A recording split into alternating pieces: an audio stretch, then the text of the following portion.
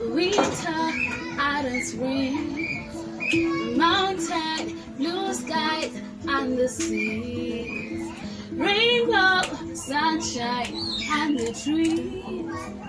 Jesus, maker, I've been born. Everywhere I go, and I see you right there, and in the beauty of nature. Hapa ni Inua Mimi Rescue Center.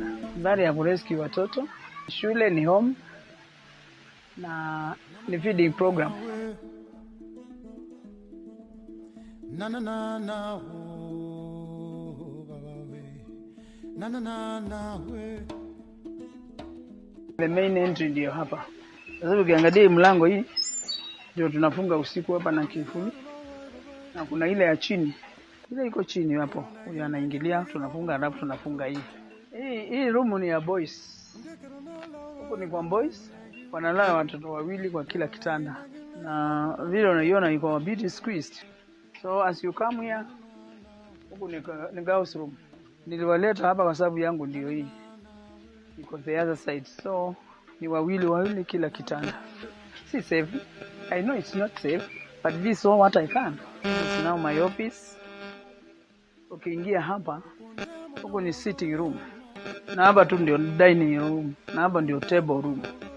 So inabeba mambo mengi. Mimi mwenyewe nalala huku. Ninalala huku. Kwa hii corridor kuna hii room. The good thing about this place is that vile tunapendana, hiyo the brotherhood yenye tuko nayo na the love that wanatuonyesha.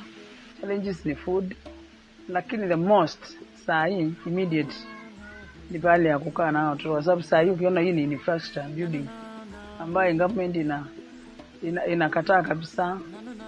Watoto hawezi kuwekwa kwa nyumba kama hizi. We usually sleep here 9 girls, like almost two in each bed.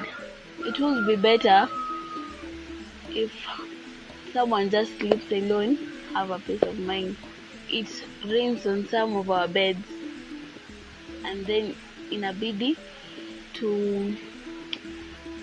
we squeeze for each other.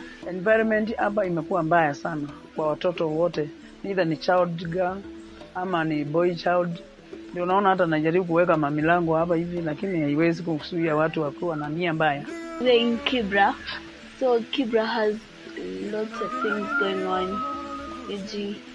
Like we are congested. There are bars outside here. Children are playing on muddy places. Mama konya, yeah, baba konya. Grandma, who's Shosho, she's a caring woman.